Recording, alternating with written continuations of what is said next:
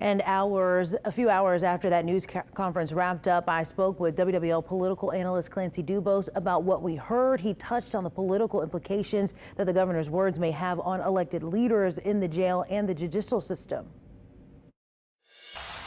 We need to let the investigation happen, and the investigation needs to focus on what went wrong, how can we fix it? And the third question can be, who is responsible for this?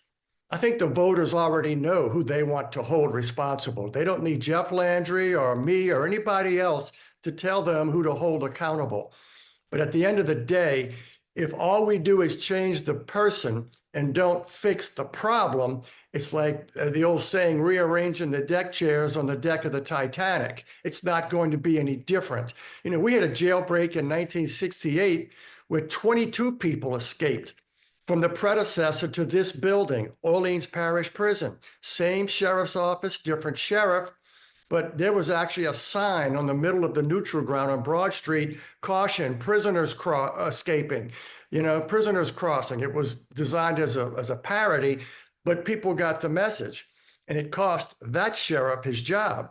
And I think something like that is potentially going to happen this time. We're less than 5 months away from the citywide primary where the incumbent sheriff and all the council members and new candidates for mayor are on the ballot. So people are going to very much be thinking about this and other issues. But in terms of this investigation and where we go from here in response to this, priority one is catch the remaining 7, and then the investigation needs to be an honest and thorough investigation. The governor also took aim at New Orleans district attorney. He took aim at judges and, like you said, the progressive criminal justice politics overall. What are the political implications for those elected officials following this jailbreak? I think it's unfair to blame the DA. DAs have discretion of whether to accept or not accept a case. And the governor seems to suggest that once the police make an arrest, that's the end of it. We need to just put them in jail and dispense with any kind of constitutionality issues or fairness issues.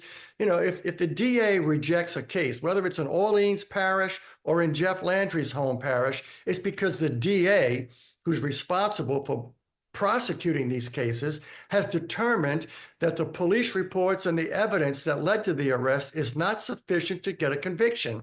And it's wrong for any DA to waste dollars and time and court time prosecuting a case that the DA does not think is winnable. That's the only reason DAs dismiss cases or refuse cases. They don't think the case can be won. Sometimes, and oftentimes, I know this because covering criminal district court was one of the first beats I had as a reporter back in the 1970s.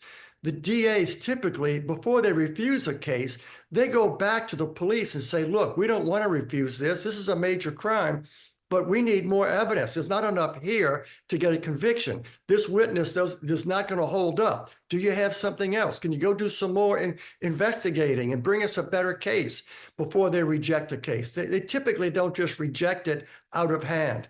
Are there some judges whose dockets are maybe longer because for whatever reason? I don't know, but certainly that's the case, not just in Orleans Parish, but all over the state. But the governor's priority today seemed to be blaming. And I think there's going to come a time when we can point the fingers of blame. But first, we need to have the investigation. We need to see what went wrong and why, and how can it be fixed.